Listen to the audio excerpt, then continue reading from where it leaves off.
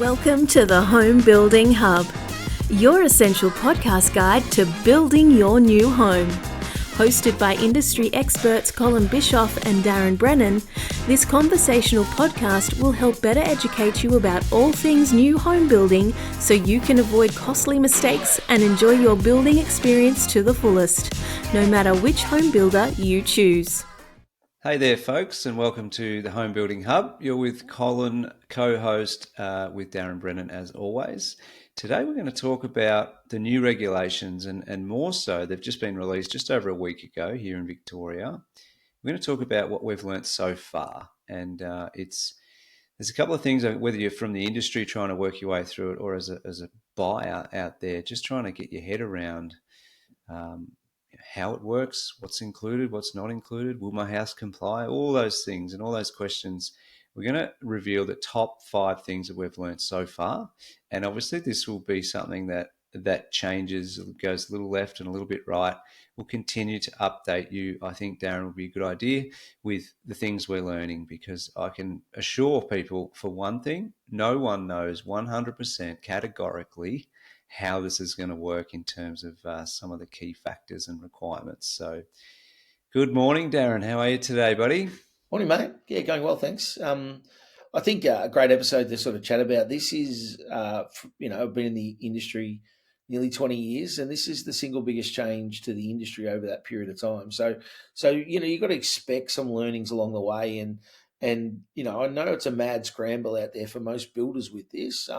They're either just in time getting it released, or I know some builders are struggling still to get all this information released and get their plans right and get all this stuff done. So as much as it's been coming for a long time, it's been such a massive project for all the builders to try and get to a point that their floor plans comply with the NCC, the Livable Housing Code, etc. And then they've got to get them rated to 7-star, and that's challenging. And what does that look like? And, I'll give you an example. I was at a presentation with Metricon this week, who I work for, and they suggested they'd done 5,000 7-star ratings on homes, but over this short period of time, 5,000 of them. And that's a big task.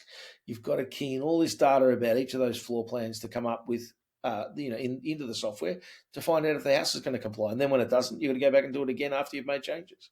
So, it's significant, and there's a whole lot to learn along the way. So I think it'll be a great episode on some of the stuff that we've picked up, and hopefully it'll make your journey as a buyer a little bit easier and quicker. So, looking forward to it, Cole. Yeah, very nice. So for those who are listening the first time or watching, if you're doing that, you want to learn a bit more about us, myself and Darren, jump back to episode number 1. And please, for anyone who enjoys the episode, leave us a 5-star review and pass on the podcast to someone else that may get some value from it. So I think let's just kick off, Darren. So the first thing I want to note is just to reinstate what we have covered a few times. New regulations came in Victoria and actually other states earlier, but we're going with Victoria on the basis of this on the 1st of May. And they were basically around energy rating going from 6-star to 7-star is one of the main ones. A new one called Whole of Home, which essentially is measuring the energy or electricity usage and requiring you to put essentially solar panels on the roof to offset that usage. Number 3 is what's called livable housing. So the designs will look a little bit different, wider hallways, wider doors, step-free access through the garage or the front door, which is something we'll cover in a bit more detail, and a few other goodies like that. So there's other episodes we cover it, but that's what we're going to talk about today in terms of, okay, now it's out there. What have we learnt, Darren? What have we learnt? So let's try and highlight some of those. The first thing we're going to cover is the inclusions. What can you expect to see as a home buyer in terms of inclusions? Because understand the builders, we're trying to get our heads around this at the moment. We've got a standard set of plans, standard set of inclusions to try our best to comply with 7-star requirements, as an example. So some of the things we've got noted here. Double glazed windows will be a requirement to achieve 7-star. That we know skipping that. However, some builders will choose to put double glazing through every window and every door throughout your entire home. And some will say windows double glazed as required to a cheap 7-star. Okay, so just note the differences there. Price point will be better for the latter, obviously. So what that means is in some cases they might put double glazing on kitchen, living areas, and if there's an open lounge or study, and then single glaze the rest. And that's sort of a 50-50. And that's how it could work to get a competitive base price, Darren. But then again, it also depends on the orientation. So there's a lot more complexity to all these changes, but that's one to look out for, double glazed. One of the things which is one of your notes, Darren, are the double glazed windows, are they aluminium or are they timber or are they PVC? So that's one thing just to be mindful of. And Daz, just jump in at any time. Have you got any comments there? Yeah, I mean, I think the PVC one's a really interesting one. I've never actually seen a house built with PVC windows, so I can't. I'm certainly not an expert on that at What all. is PVC? You want to share that first? It's essentially a form of plastic. So what I do know is it's really well insulated, so the plastic doesn't get hot. It insulates really well, which timber does also. Aluminium will act as a conductor of heat. So they're trying to put a gap between the window and the actual metal in that case, so that it is insulated between the two. But again, I've not seen the PVC windows in use, but the idea of having plastic windows on my house, I kind of go, oh, gee, I'm sure they're really good, but I know nothing about them. So all I know is they're plastic windows, and that for me just says I'd like to know more before I put them on my house. Yeah. So yeah, just another bit to be aware of that different builders will be using. And I know of a volume builder that's using PVC windows. So go and find out, ask those questions so you can learn about what you're happy with in your home. And they have a whole range, and we're aware of that builder too, and they have a whole range of information about why the PVC is good in their case. And so it's not to say it's bad, which is to say you need to be mindful and ask the question. That's basically the point. And right now, you and I aren't experts on that, Cole. So, No. Ask us about aluminium windows. Been through the factory, seen them made, know lots about it. Timber similar, PVC, no idea. So, do your homework is really the key on that. Tiled shower base is another one. So, I mean, we include those as standard, have done from day dot, Darren, across the house. But in some cases, you will definitely need for livable housing one hobless shower, which will be a tiled shower base that you can essentially roll straight on into. Some builders may, and I hope they don't, but some builders may have a poly marble or that white plastic visually. People can understand it that way in the other shower. So just double check that. Make sure the showers have tiled bases. I would suggest. I'm saying some builders are doing that. Yeah, they are doing that. Again, ask the question, right? What am I getting? So you know. Not a great. I don't think that's a great look. I think So the other one, the PV system, the solar system on the roof there. So it's really about working out what size PV system is being put in as a standard inclusion. Some are doing around 1.5 kilowatt. Some are doing in our case we're going to do 3 kilowatt, Darren, which will cover pretty much all the houses we deal with. So that's one thing to look at. I think just a little bonus on that one, which I'm still getting my head around, but my understanding is that we will, in terms of drawings, need a roof penetration plan. So if you've got a range hood shooting out through the roof, externally vented, you've got exhaust fans doing the same, these sorts of things, be pretty silly to put a PV or a bunch of solar panels on top of that. So I don't quite yet understand, Darren, but no doubt we'll get our heads around how that's going to work, and the positioning of those solar panels will need to be strategic based on that. And the list goes on. But basically the point of this number one inclusions is have a good look, ask the questions of your sales consultants, and just understand the differences between the inclusions. I find historically it's hard enough to review builder versus builder. We generally do it for our clients because it's too difficult, and now it's going to be even more difficult, I would have thought, Darren, but there's some good points there.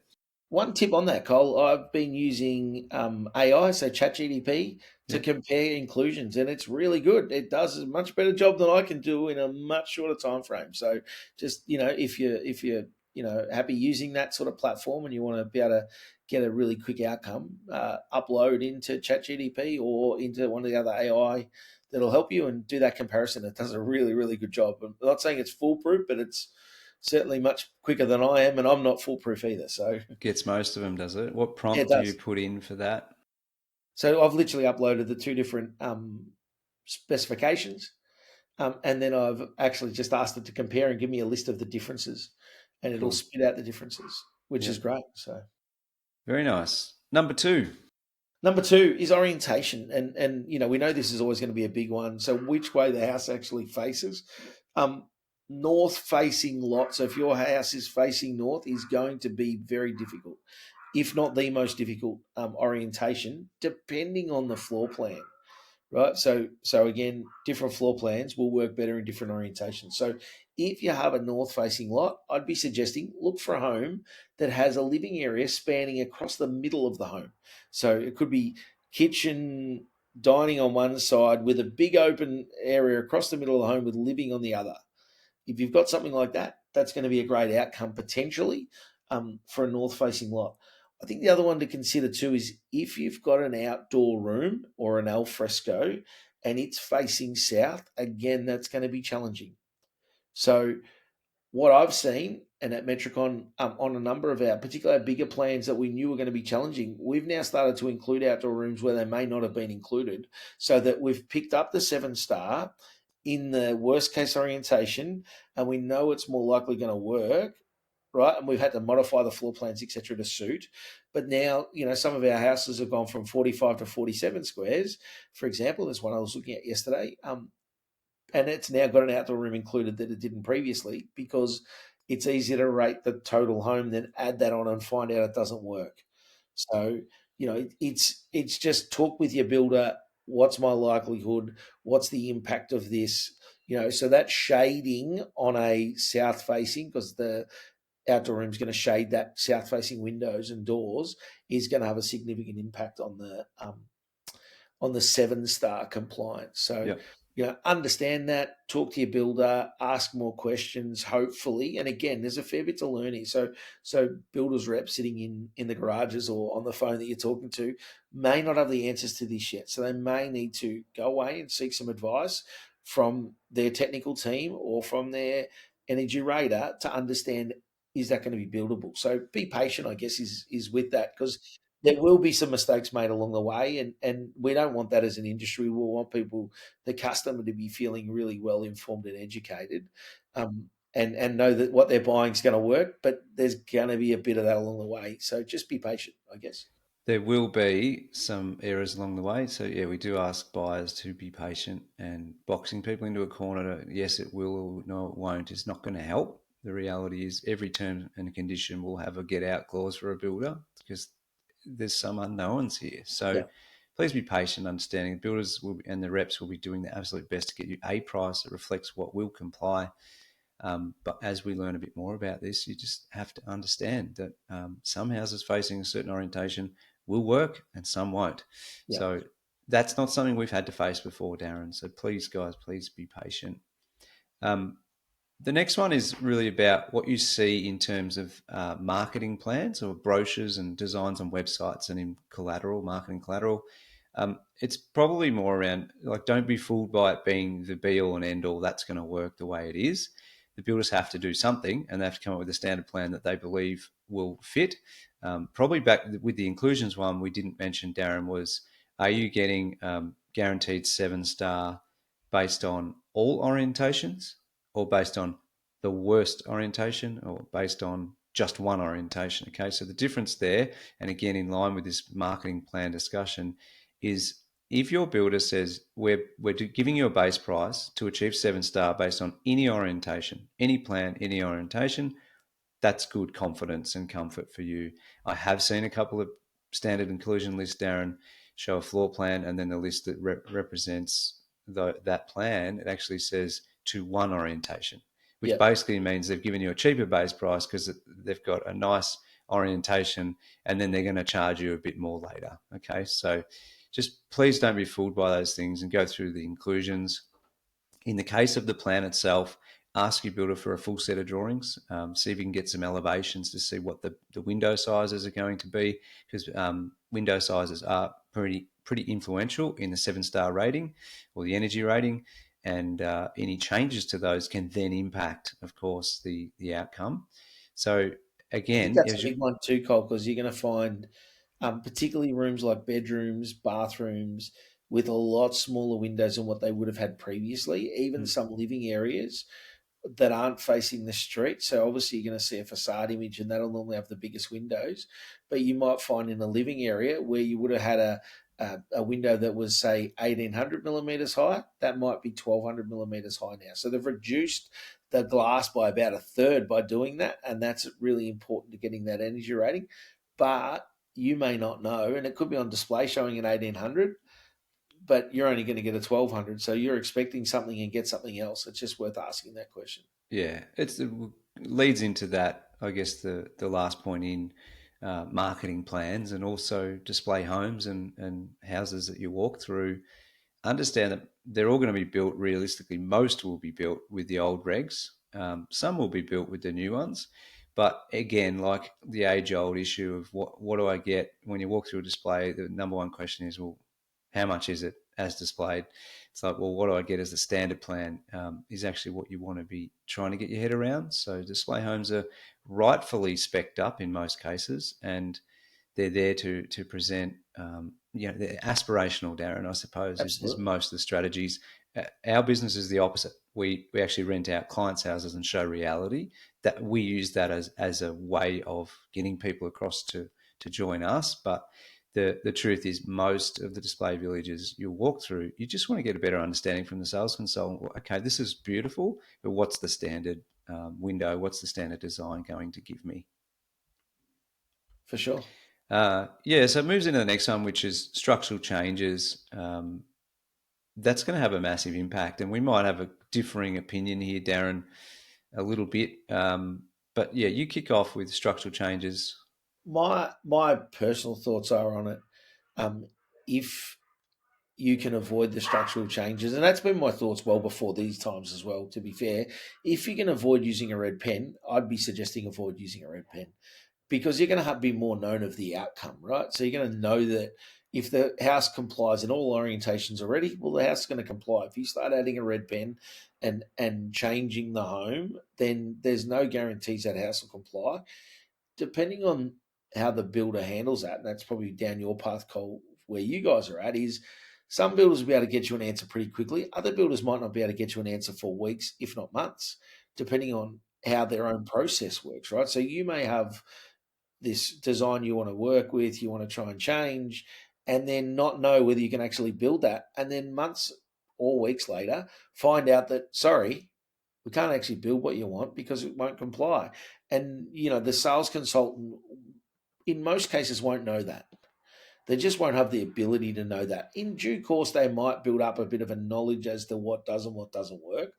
But I could just about guarantee most of the consultants you walk in and talk to today would have no idea on that.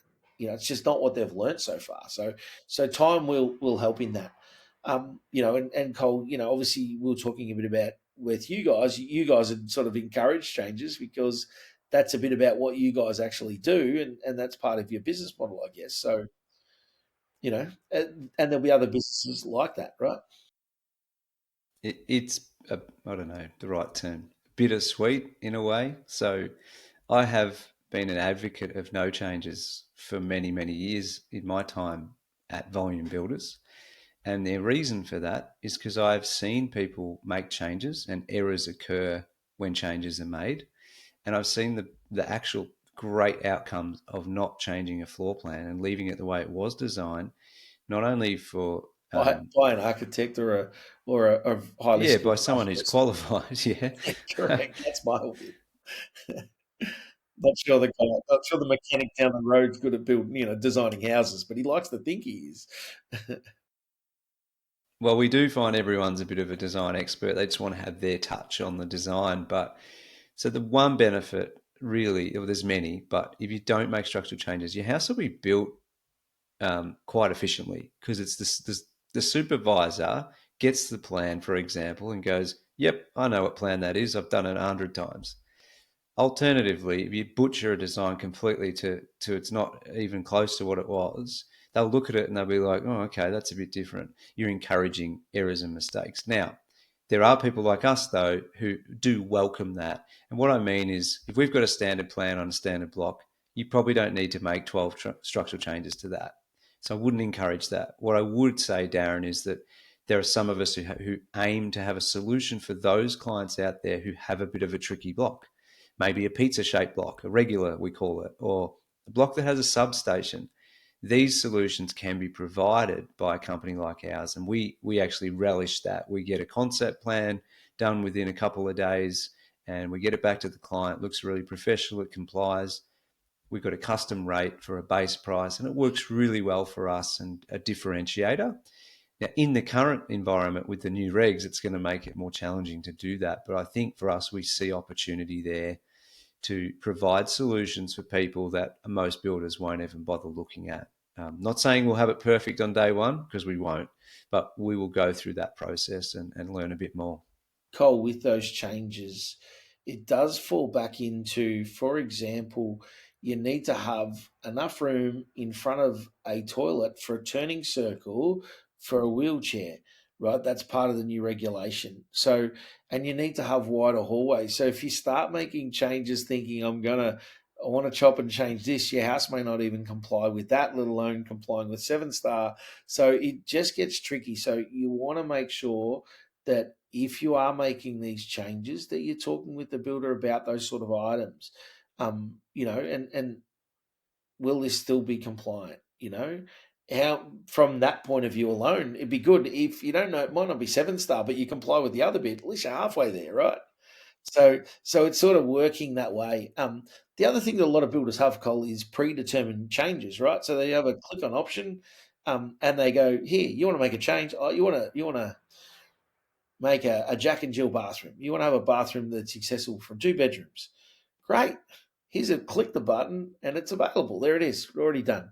And that'll already be hopefully drawn and compliant with the new regulations. So some of those changes, you can make a lot of changes to some floor plans. A lot of them have, a lot of builders have lots of different options, and they, I assume, for most builders would have already been checked to make sure they're compliant. If they're not, they will be in due course, so they may not have as many options today, but in a week they'll have a few more, another week a few more, and so on and so forth. But there will be predetermined options that will also allow you to have a very personalised floor plan to suit your needs without the need of a red pen. But, the red pen is it's just a little bit dangerous. So just be mindful. Changes, if you're not talking to the right person, if you ring up and talk to Colin, he'll probably get it right for you because he's pretty good at what he does and he knows what to do, right? And he'll work that way. But if you walk into another display centre and just hope that the guy there or girl there can do that, may not be the case. And you might find you've got a bit of a mess on your hands all of a sudden. And you're sitting at home drawing this plan for days and then finding out later that it doesn't apply. So we would never encourage a client to draw their own plan unless it's professionally done. Yeah. We take a brief from people. How many beds, how many squares, how many living? Do you want the master at the front? Do you want a lounge at the front? Like, we get the dot points and then we come back with it. We don't. I have seen some disastrous marked up on a serviette type plans that just, you can't say to the client anything too bad, but sorry, that's not even going to work. But, so don't be an architect if you're not. Let the professionals handle it is probably the best advice. Everyone's an architect until it goes wrong. All right, Cole, number 5 is the fall on your lot may have a much bigger impact than you think. And I was chatting to Colin last night about one that I come across just this week where it had about a metre of fall. Sorry, it had 1.1 metres of fall. It was on the high side of the street, so the house would sit above the road. And we couldn't get the driveway to be compliant, which therefore meant what we would in the old world do is drop the garage slightly. So we'd put an extra step in the garage and now the driveway complies and we're okay. But with the step-free transition into the home from the garage, if we put a step in the garage, we no longer are step-free and therefore the home's not compliant. And it's going to be a number of these tricky situations. And that's on a block with 1.1 metres of falls, about a 500 square metre block. So it's a nice size block, not huge. If the block's smaller and it has the same amount of fall, that situation gets worse. If the block's bigger, then the situation gets better. If it's on the low side of the street, and you've got the same driveway, same issue, there's no way to drop the garage and make the problem go away. You have to shift the house back.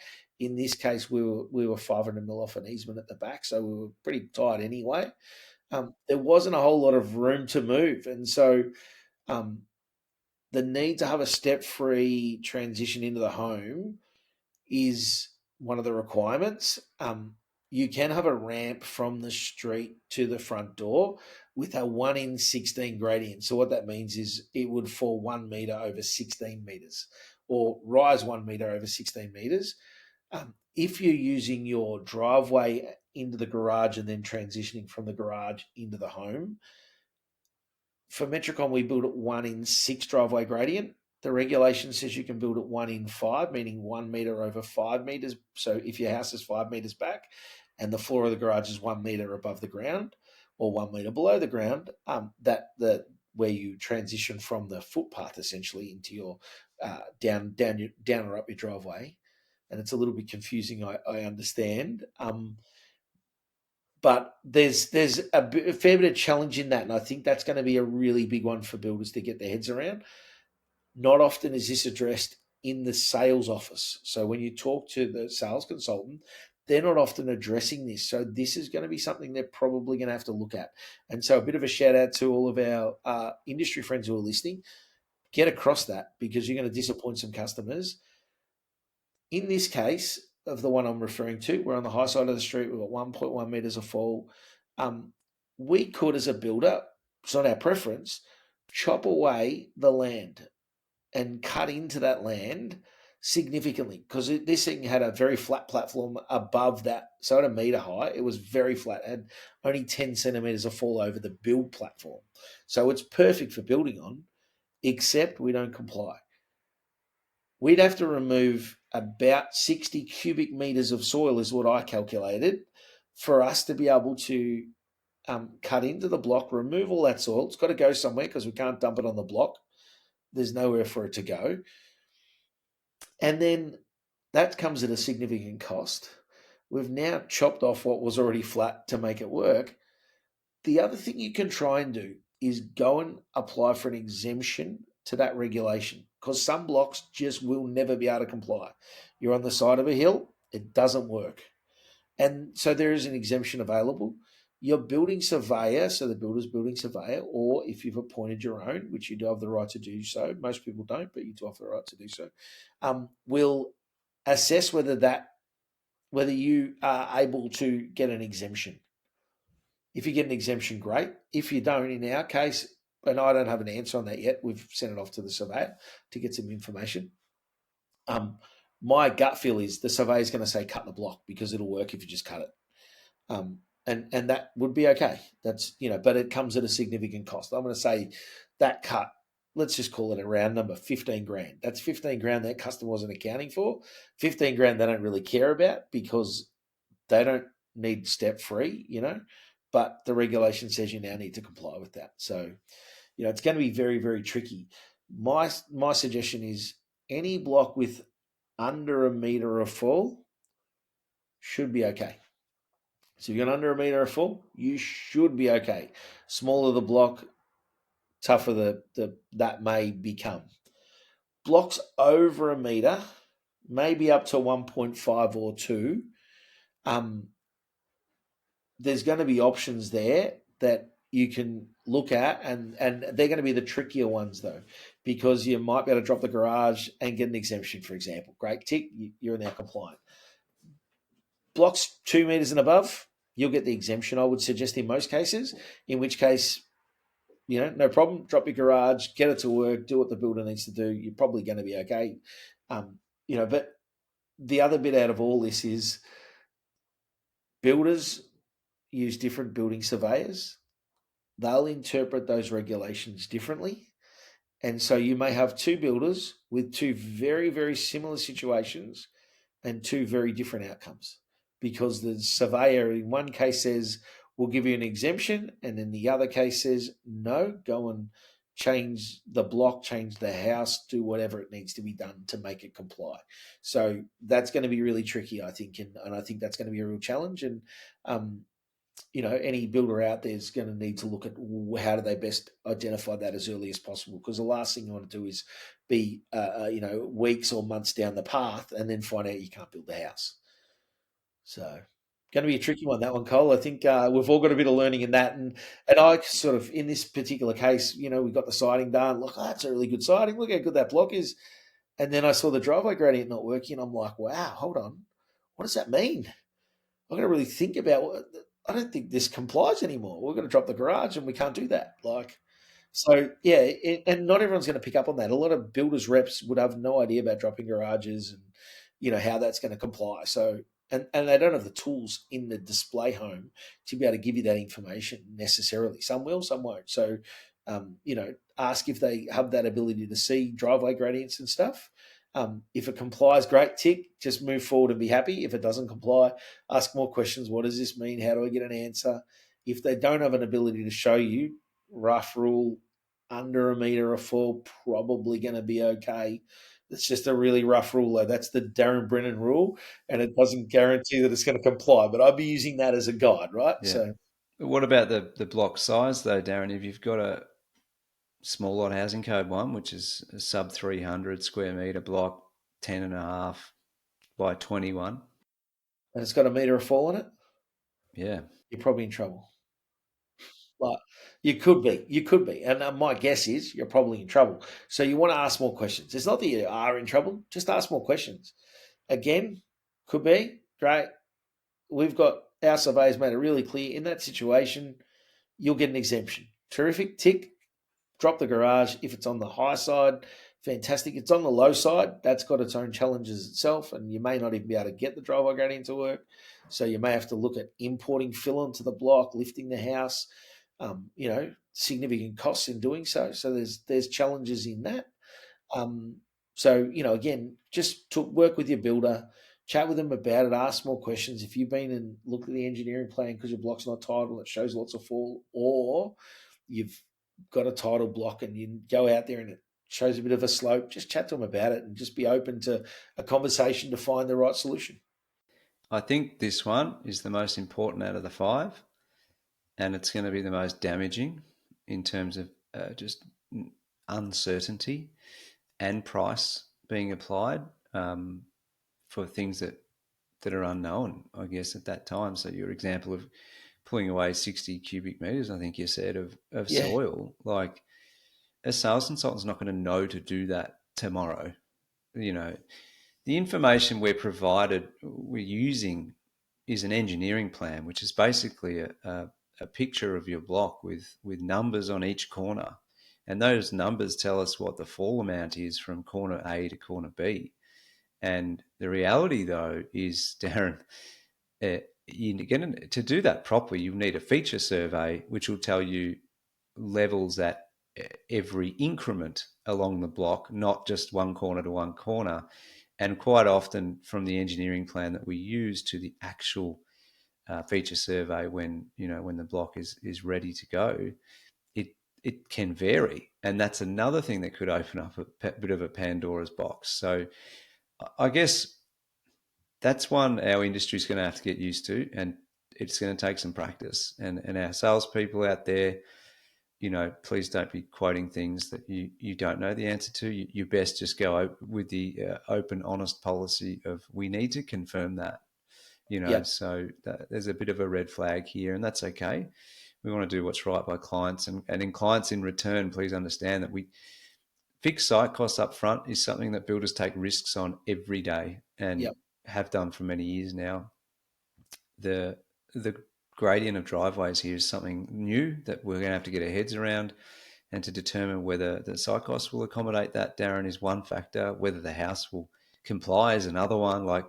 There's quite a few boxes to tick there. So, yeah, interesting topic. That one Absolutely. for sure. It's a fair bit to learn in this space, though, Cole, still. So, yeah, we've got these are just 5 of the ones we've come up with in the first few days. There's going to be plenty more. So, biggest change ever in my time in this, I wouldn't say ever, biggest change in the last 20 years in this industry. So, expect there to be unknowns. There are, yeah. So thanks for listening, everyone. We we hope you've enjoyed what we've provided so far, and I think what we'll do is we'll continue as these keep coming up. We'll continue to keep people updated with what issues have popped up and what solutions, more importantly, have been provided to help overcome those issues and things as the industry learns. So it's something we're happy to share and give buyers confidence, but also sales consultants in display homes there. I want to give them the confidence to rock and roll forward too, so that their client doesn't get hit up with extra costs and things like that. So awesome. No, great, mate. I think it's a really interesting and very certainly topical topic right now, and it'll continue to reveal itself over the coming period of time. So if you do have any questions, obviously you can reach out to us directly via the website, homebuildinghub.com.au, and we'd be happy to try and assist wherever possible. I'm sure there'll be quite a few questions coming through, Cole. Yeah. Fantastic, Daz. Thank you. And everyone watching, everyone listening, thanks again. Leave us a 5-star review on the platform you're on. As Darren said, homebuildinghub.com.au for any questions. And we look forward to seeing you guys on the next one. Thanks for listening to the Home Building Hub. As part of the podcast, we have to be a little careful to cover ourselves on a legal standpoint. So we do have a disclaimer. Whilst we're all about providing value to you, this podcast should not be considered legal or financial advice. It does contain general information only, and you should seek out independent professional advice on your own personal situation before you make any legal or financial decisions. 1,